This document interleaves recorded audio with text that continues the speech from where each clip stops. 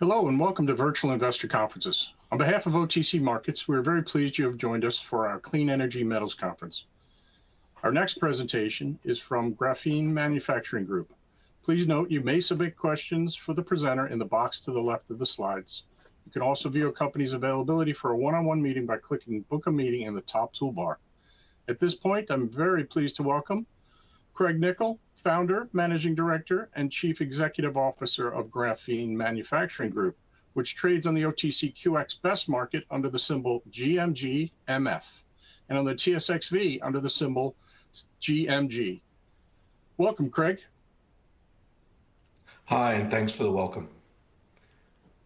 I'm going to go through the presentation now, and as was discussed, please leave any questions you'd like to ask, and I'll endeavour to get through them at the end of the presentation. GMG is now a 9-year-old Australian public company, as discussed, listed both on the TSXV and the OTCQX. Usual disclaimer for forward-looking statements for high-growth companies such as ours. The board for GMG is intentionally an Australian-American board, 2 Australians, 2 Americans. We see our natural end home in the Americas, both on the capital markets as well as operating projects. Jack Mikowski is the chair, New Jersey-based, who actually ran and built a very large manufacturing business in China after running a Wall Street bank for 20 years prior to that. Bob Gallion is one of the most knowledgeable battery people but certainly in North America, and one of them in the world. Both of those give us continual American focus, and with Andrew Small and myself also from Australia. The company itself makes, develops, and sells graphene products, which we make from natural gas. We have developed that process ourselves. The 4 products that we currently have developing, making, and selling are Thermal XR, which is a heat exchange coating, G lubricant, which is a engine oil additive, and a graphene aluminium-ion battery, which is in development phase, and Super G, which we have for graphene slurry additives for lithium-ion batteries, for improving lithium-ion batteries. Currently, we have 3 of these products in commercialization, and 1 product, the graphene aluminium-ion battery, which is in development phase. The aluminium-ion battery is a next-gen battery, which we're working with Rio Tinto, the Battery Innovation Centre of Indiana, and also with the University of Queensland. What is graphene? Graphene is described as often as a wonder product, but it has many different applications. We focus on ion storage, thermal conductivity, and enhanced lubrication. Our quality is such that these applications are the leading opportunities for it. Also, with my background in Shell for 20 years in many various different roles with a number of other parties of the company, also from Shell, the focus was on energy markets. And all of these 3 things, ion storage, thermal conductivity, and enhanced lubrication, are focused on, obviously, in the energy market space. How does graphene make its? How do we make our graphene? It's quite different to pretty much every other graphene producer out there. We produce it from natural gas through a pyrolysis, low cost and continuous, quite high quality grade. We've got the university verified a number of times now. Hydrogen and graphene are produced in a way which enables the product to be used into the applications that we've chosen. Each graphene has its own peculiarities, and there is no one graphene that's above all others. You need to develop a graphene that has the application in mind, and that's what we've done for each of our graphenes for the different products we make. The other way most people make graphene is through graphite and oxidizing it through a number of chemical reactions. And then, in the end, you end up with a very different product. It's called graphene oxide. So we have got a very different product compared to that. and the very different applications. And that shows in how the end game is around our products. We use them in very low percentage quantities. Here is an operation scheme for our existing plant. In the heat exchange coating system, we're only using it 2%. And in the lubricant, we ended up using only 0.01%. That goes to everything about our purity that you need to know. Super G is an additive, typically 1% for lithium-ion batteries that improves their rate tolerance. And the aluminium-ion battery, we have a battery development center where we're making our batteries every day. The heat exchange coating system, which we're blending every day to every other day these days, and then the G lubricant we're blending every day. These two are operational and in production, and we're building stock as well as for sales. We've just approved, actually some months ago, production expansion for 10 tonne per annum, and this enables us to go to the next level of, we believe, both in production and quality. It's a new reactor, new design, and obviously a pretty limited amount of capital, total of 2.6 million Aussie dollars for 10 tonne per annum. In the end, it's all about our ability to put that into applications. In the end, black powder is not easy to sell. That's why we've invented and developed these other products, and that's why we're now marketing those other products. We do not specifically look to make and sell our product, our graphene. We optimize it for our own use, so we can then get it into sales that we know it will work consistently. Let's talk about some of our products. So we've just launched G lubricant just earlier this year. It's an additive that has shown 8.4% in fuel savings, and then we've now seen 10% and even up to 13% fuel savings. It provides a greater lubrication in the boundary lubrication zones, and also makes the engine oil run cooler. Our additive is sitting at 1 in 100, and then the actual goes in at 1 in 100. So the actual graphene is at 1 in 10,000, or 0.01%. This is a very large market of liquid fuels efficiency, and we've launched this now. You can buy this product direct online. A number of sales already commencing, and we're now in the process of palletizing these products through third-party suppliers, and including 3PLs. We'll be launching this shortly, with this basically being available to be sold globally, approved to be sold around the world, except for in America, which we can talk about shortly. We've got to get an EPA approval for this. We'll then be able to, with a palletized product approach, which we've taken in the recent couple of months, we'll be able to distribute these packs in these designs, and really start to push our revenues up because of that, and distribute our products so that multiple people can be able to use them.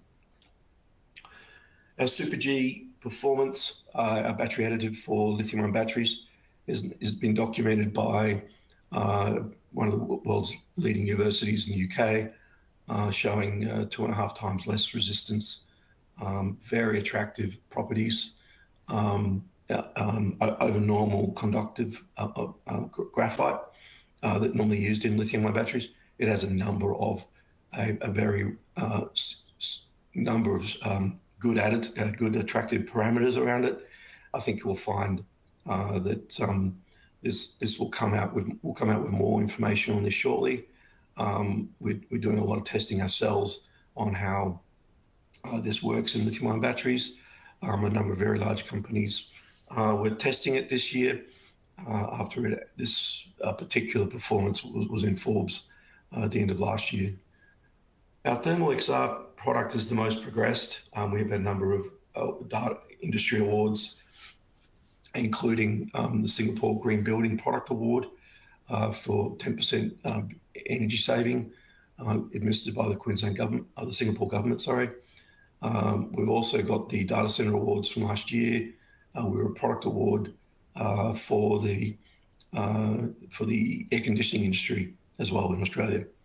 The focus for this is genuinely being the beachheads on air conditioning and refrigeration, but also you can see is electronics in LNG plants, data centers, refrigeration.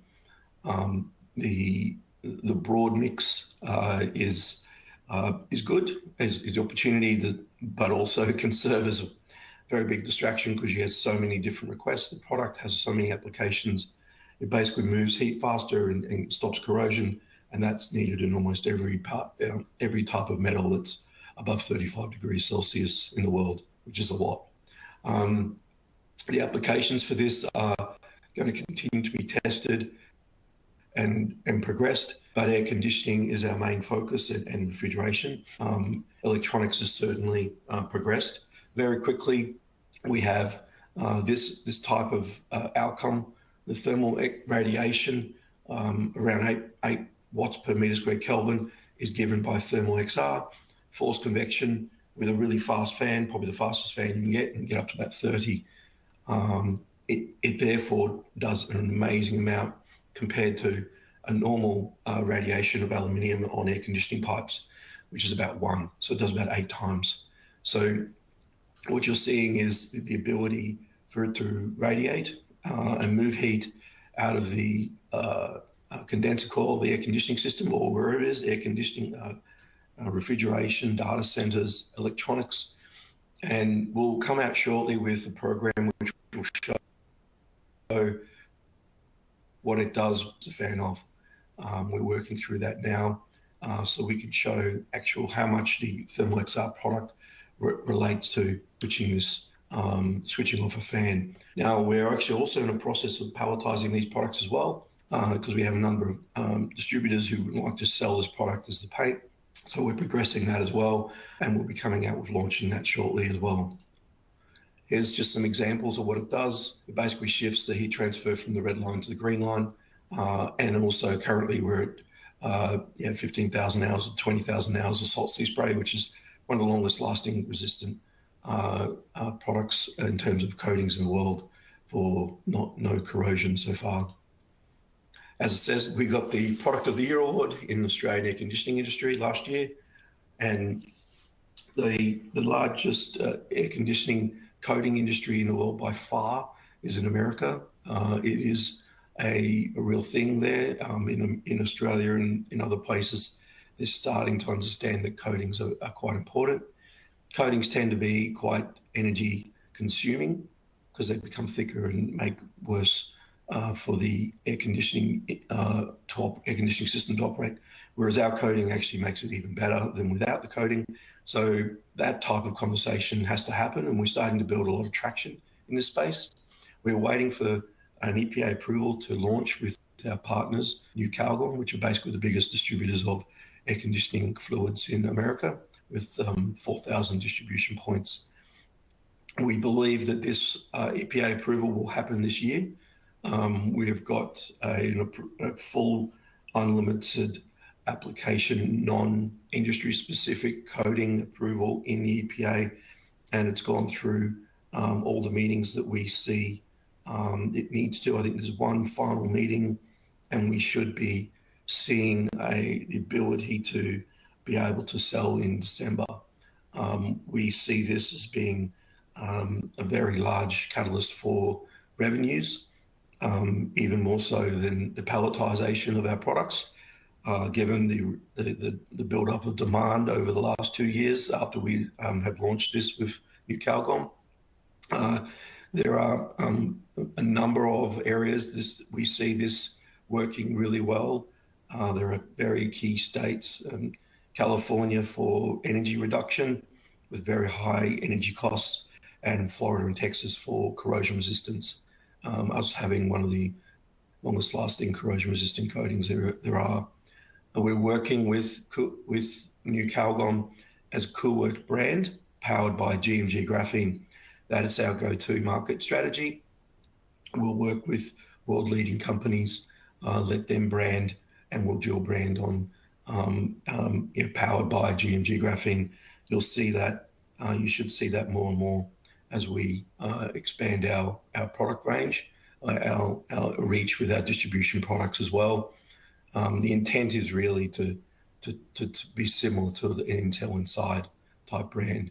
And this is our biggest opportunity for this to show right now, but there will be more.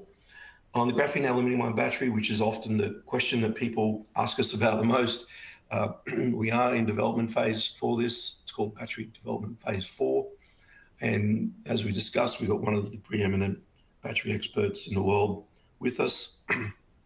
And we're also got now one of the best battery innovation hubs or centers in the world, also with us with BIC Indiana.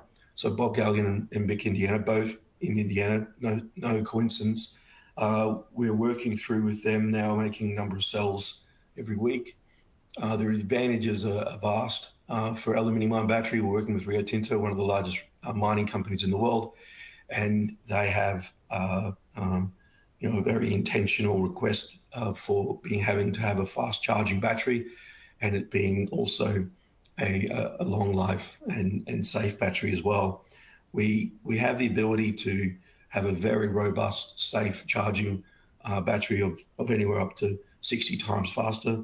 Generally, we're after about 10 times faster, so the battery charge in about 5 minutes. This enables for the large mining companies to be able to swap out the diesel in with a battery which can be filled in the same time that it takes. Right now, a lithium battery in these large trucks, although there's only a few of them, but when they do get charged with lithium, it can take over around 25 to 30 minutes. And the difference between 25 and 30 minutes compared to a 4 or 5 minute refuel time is immense. They might have to even double their fleet size, which smart operators just generally won't do without other issues managed. So this is the focus of the battery. But what is interesting is this we call a B2B battery is in general wanted by all planes, trains and automobiles who operate in this fashion.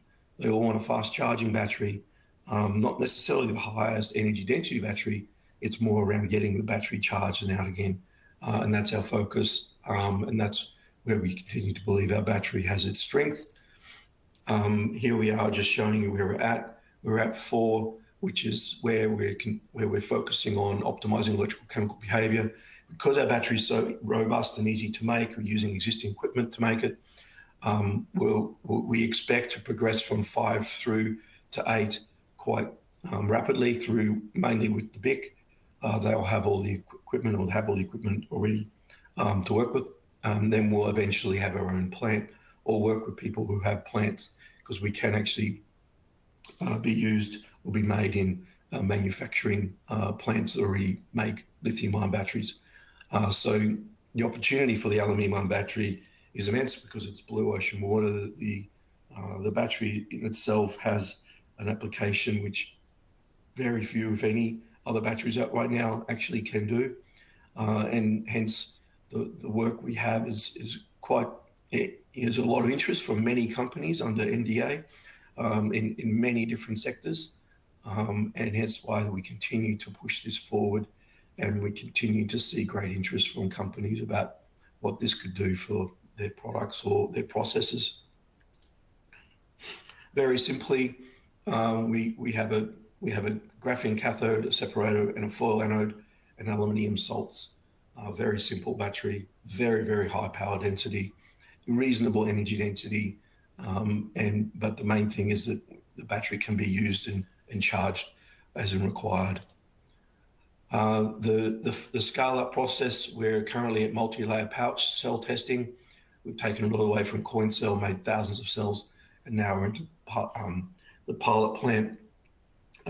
We will be able to use the BIC to be able to, in Indiana, to be able to make our pilot plant A-type pouch cells, and that's really the key thing that we chose to work with them on this next stage, rather than spending what would be probably $20 million on building our own plant at this point. We have these weekly cell sprints, which we make and adjust these 10 areas And this is what you're doing during electrical optimization. We've made thousands of cells. We often make 4 or 5 of the same experiment. We make them, review them, and then go and propose them the next week. The fast charging focus of the battery enables us to do this. Lithium-ion batteries, you could not do this. And then this is our battery build-up plan. 2027, we aim to be pushing out in commercial scale. Just as a summary before we get into the questions, I can see there's quite a few come in. The financial maturity of the company is obviously the most important thing we're focused on. We've got technology now, we have patents coming through, we have market, we have brand, and operating focus of the business is to become a commercial operating business. There are many people in the business who've done this type of work before, myself included. And you know, this is our comfort zone, but we need to get the company there. We're going through a range of activities to be able to palletize our product and have the ability to make 4,000 of these on a number of pallets, perfectly labeled. We have 14 language labels, so they can be sold in any country in an international pallet size, so they can be sold internationally, domestically, and then they have to be stock allocated and being able to shipped wherever we're needed. All of those things, it's generally a whole business that's done, but that's what we're currently doing, adding on to our existing business. And that is in the progress. So we're very, very busy on that right now, which will take us into this next phase, which will provide us we think, significant revenue, because it enables distributors to make really good money, really good margin off our products. And then we can still retain significant revenue ourselves, profit ourselves. So the focus on us is to push through this operationalizing of this small packs. We have the new Calgon revenue switching on, which we believe will also be significant after the EPA approval. We have many large OEM manufacturers who are testing our products, and they're all pretty much the leaders in their field, in their industry. All the sectors we've talked about, we have companies from those sectors around the world testing our products in laboratories. They do take their time. They are big companies. We understand that. So we need to generate our own revenue through our own small packs, through our own other product sales, to be able to make sure that when these big guys come through, which is where a lot of the revenue we see will come, we will have all the wherewithal and to do that. We have just in the middle of a raise of over $6 million, and that was a bought deal which came quite fortuitously. It came on over email last week. We accepted it. We weren't planning on it, but we've accepted it because we need to build up stock for our palletized products. Palletized products, to be able to launch them globally, will take some funds, and that's what we thought we would take that on. The board accepted on that basis, so we're just in the process of completing that deal. The next phase of our company is to basically look for an uplisting in America, and that will, I think, give us a final home. And then we'll then continue to have operations here in Australia, but we'll look at operations in America, both graphene and end product applications. So that's the focus for this next 6 to 12 months. We all believe in the company very wholeheartedly that we will be a very different company in 6 months. The growth is phenomenal. The work is turning us into this every day, more and more of this commercial operation that we need to get to. The number of opportunities we have, it's never been where it's been. I can't tell you which one will take off first because there are so many to really talk through. We've got salespeople who are joining in different parts of the world. They are able to sell now, once we've finished all our palletized stock, which we should be by the end of the month of September. We will be able to now sell that very easily, price product, 14 language labels with high performance products. They'll then be able to join and build our sales team in a way which can fashion and scale out on the sales side. So that is the other part we've already started pushing, and we'll find ourselves in, I think, start to really change into a very different company over the next 6-12 months because of that as well. I might start the questions now. So that's the end of my detailed presentation. So I'll start back at the start. So, hi Craig, how does the purity of GMG's graphene compare to the hydrograph's graphene? Has it ever been officially measured by an outside party? Yeah, so we've had our graphenes being measured by outside parties a number of times, many different universities around the world. Back in 2018, 2019, we've only improved it since then. We've always got raving reviews. It's a very difficult thing to work with graphene. It's extremely light and fluffy. The better it is, the harder it is to work with. It's a real dichotomy. And so you're probably talking to 100-200 companies in the world that could actually use graphene the way it's supposed to, or effectively. Hence, that's why we went and developed these other products and used it for ourselves, because we know how to mix it. And we can put it into batteries basically better than big battery companies. We know that now. We can put it into pretty much any material, because that's what we spent an enormous amount of time trying to help people do that. Excuse me. So, excuse me. So so the quality is interesting. What's fascinating are applications, and that's where the money's at. So I think in terms of purity, I'd suggest that we could, even in the future, because we have a production business as well as a graphene production business, we could even take some of theirs if it ended up being the right quality for what we need it to do. There are just so many different variations on what is quality, and then it needs to be consistent. Then it needs to have no oxygen, and then it needs to have the right planar and type of design to be able to do what we do with our products. So quality means so many things, and it's only really in the end for us, does it make the heat transfer, or does it smooth it? Does it take ions, or does it lubricate better? That's all quality for us means. So we've kind of gone beyond that. I hope I've answered that question. I could go on that forever. Literally 9 years of my life have been focused on quality of graphene. It's a very complex subject. Can we expect feedback from the BIC regarding Super G and TXR? That's absolutely what we're trying to do. That's the next question. We're very focused on that. It's just that they're so busy with the aluminium-ion batteries, and actually the work is going on so well with the aluminium-ion batteries, we haven't been able to get onto the Super G and the TXR. We have done some work with Super G, but we will be doing some.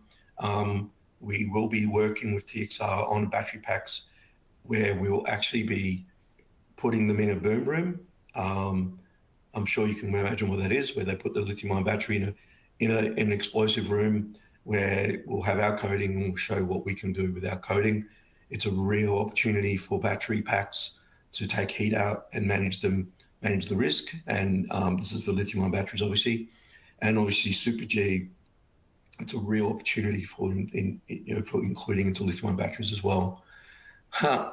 Is Tesla testing your Super G for incorporation into their aluminium-ion battery? I can't really confirm who is testing, but the number of big companies are. I've seen a lot of companies, a lot of things about Tesla using an aluminium-ion battery as well. I've checked with a number of people. I don't think that it's real. I mean, Tesla can do whatever it wants. It may well be real, but I don't think they're running an aluminium-ion battery program. Otherwise, they would have had to have said it. But yeah, it's an interesting question. Yeah, it's. But I can't say that. I don't think from an outside point of view that Tesla is running an aluminium-ion program. If they do, great, because the more success, then more people will think aluminium-ion battery is an opportunity. And so I'm not against it. It's just there's a lot of stuff going on YouTube and questions and emails, and I don't know where it's coming from. What application is closest to large-scale sales for TXR? This is there's a range of things here. When we talk about aftermarket sales, you could be talking 10, 20, 30, 40,000 litres, in the next year. But when you have a manufacturer take it on, you're talking 100,000, 1 million litres a year, just in terms of one customer. So these are the kinds of conversations that are having in our head. How much do we push to 10 to 20, 30,000? And then the end application for that is millions of litres as you build millions of litres a year, as you build the market around the world. And people understand the coating has the opportunity to shift heat so well. But just one of these manufacturers, to bring it into the space, is so. Whilst we are working on, helping customers with their own aircon spraying and helping them getting and understand how it works, anything with the data center manufacturers that we're working with, or the electronics guys, or even automotive companies that we're working with, you can do some really big volumes with those guys, but they take years. So whilst we've got some opportunities which we're working on, obviously some very large opportunities coming in, we believe coming in with New Calgon, with American partnership there, with the aftermarket sales, the really large opportunities are large manufacturers, and that's who we're working with. And it takes a lot of time for them to really understand. We're basically complete disruption for air conditioning systems. We are pretty much doing everything that they have been taught that they shouldn't do. As in thermal radiation is good, and black is good, and painting is good. There's three things that they've been taught pretty much all their career that they shouldn't do, but then we show them, and that's what we're on. How expensive is the manufacturing of graphene batteries versus industry norms of lithium-ion batteries? Good question. I think you'll see over time that we will be competitive. I think, like anything, the supply chain has to be built to enable it to get to a size and scale that you get the automation. There are definite cost reductions or capital reductions because you don't have to have all of the lithium-ion battery equipment. We have a need for about 75% of it. We also won't have about 35 to 40% of the electricity to make them. We also won't have to wait 2 or 3 weeks to charge them up. We generally can charge our batteries up in a couple of hours. So those are huge savings. But then you've got to compare it against the scale up of materials and getting these new materials into the fashion we need at scale. So whilst you'll have savings against the lithium-ion battery on 3 or 4 areas, you will need to build up those material scales, and that's where it'll be a balance. And then over time, those material scales will find ourselves, in a space where, you will be lower cost. Generally, it will be a lower cost battery to make, much simpler, much robust, lower capital cost, and materials less, how would I say?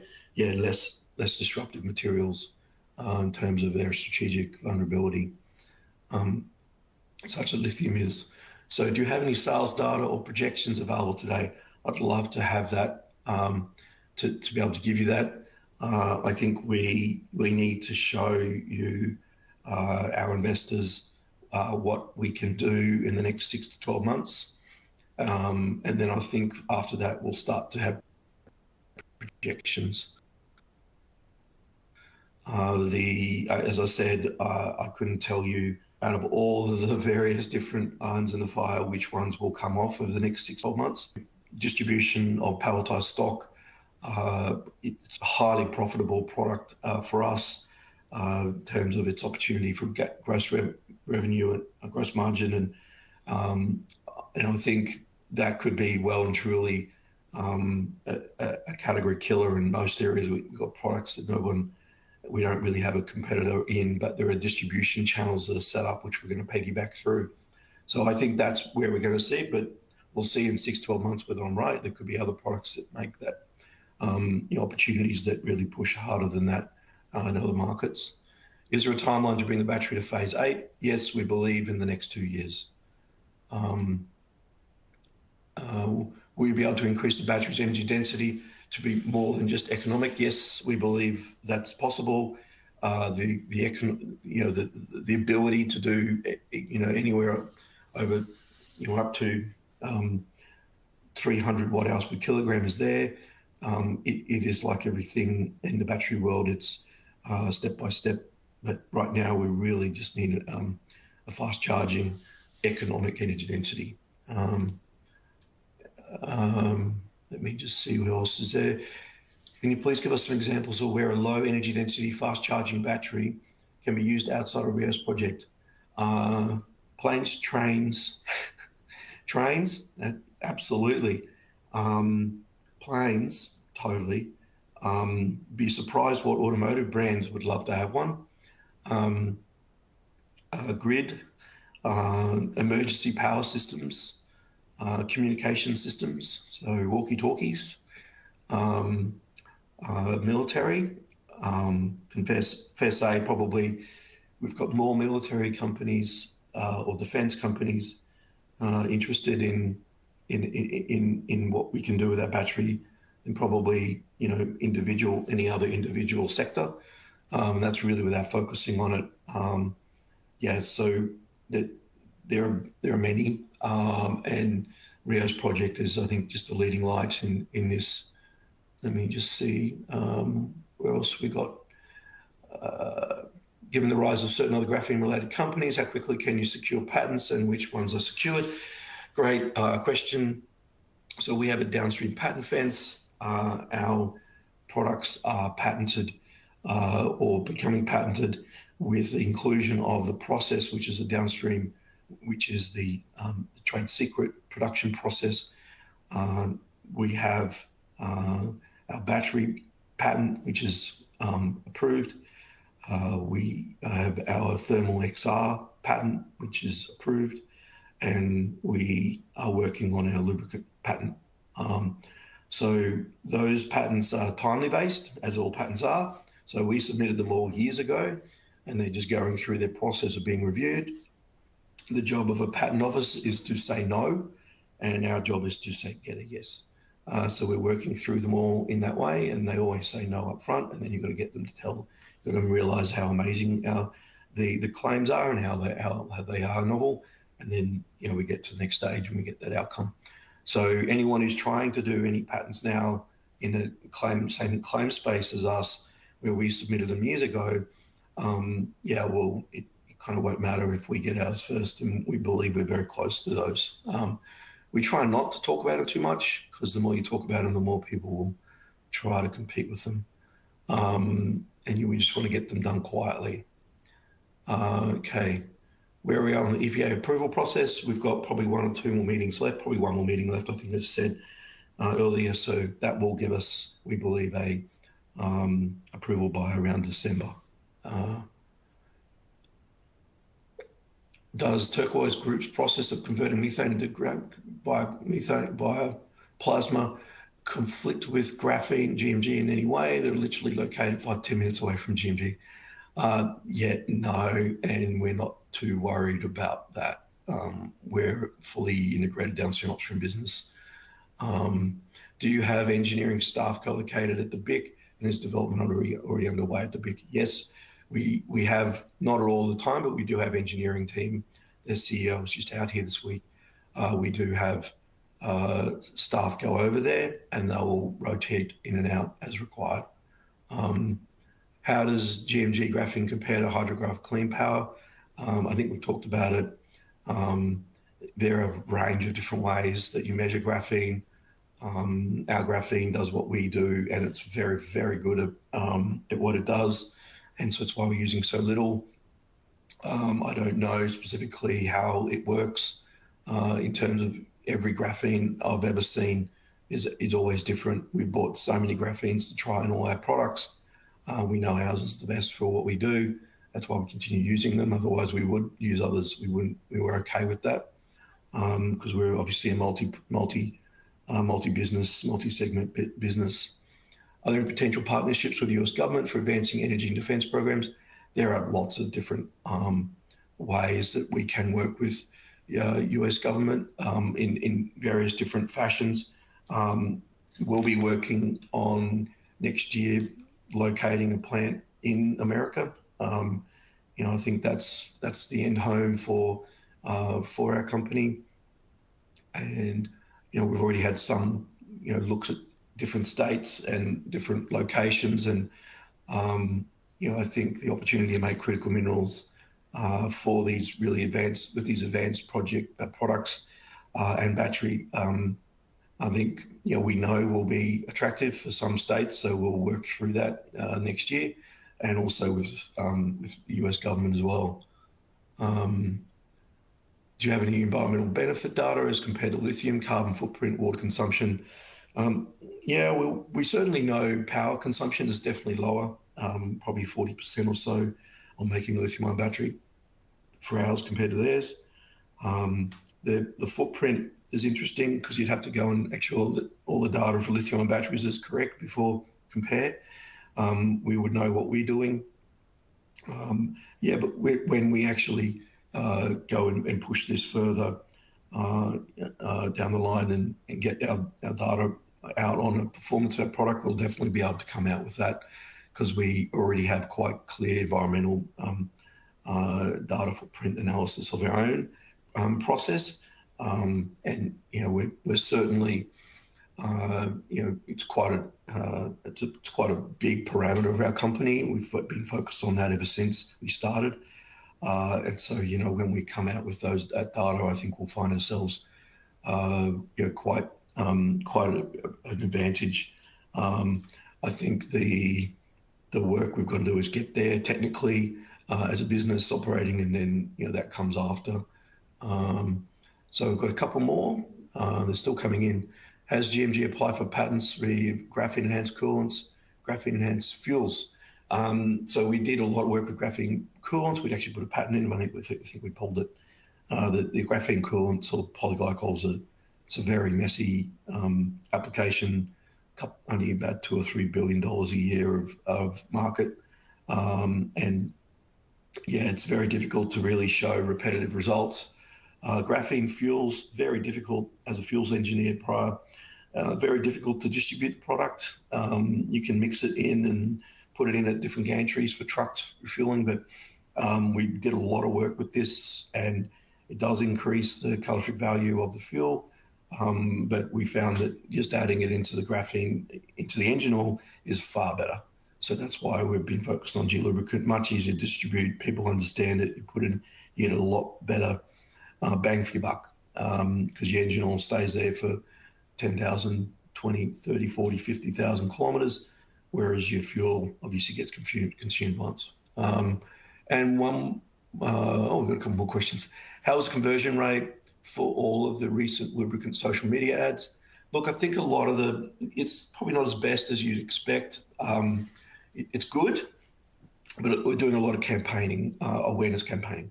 So we're just building that knowledge and brand awareness so people see it 5, 10 times and they go, yeah, I might buy that now. And also they might buy it or they might recommend it to a friend. So there's a lot of awareness campaigns. So you can't really say exactly what the data is that you're getting compared to, say, someone doing a sports shoe campaign, or because people know what sports shoes are. So we're doing a lot of work on just getting people to understand this is what this product is about, and therefore this is what you can do with it, and therefore one day maybe you can buy it, and then eventually one day. We have had a very good Australia Father's Day campaign. So that went really well. Who knew, right? Is there a date? Will GMG announce next quarterly earnings? I think we'll be coming out shortly with that. CFO's not on the call, but yeah, we definitely are locking that down. Yeah, very nice. Many thanks for answering questions. Very much appreciated. Huge believer in GMG. Last one. What are the top 2 things Mr. Doug Hargraves is being tasked with right now? Yeah, Doug is an amazing human being. Order of Australia Medal, and just recently titled as Engineer of Asia Pacific, not only just Engineer of Australia. He is in detail, and I was in a meeting with yesterday, in detail focused on the lubrication, the next gen testing of the geolubricant, where we're putting sensors throughout engines to test all of the things that we're trying to do. He has a PhD in tribology and also is a lot of work in fluid flow, so thermodynamics. So that's where he's focused on. I want to thank you all. It's 15 minutes past time. Thanks so much for all of your time and also support. I hope I answered some of your questions, or all of them, if I could, and look forward to talking to you soon. Thanks. Bye.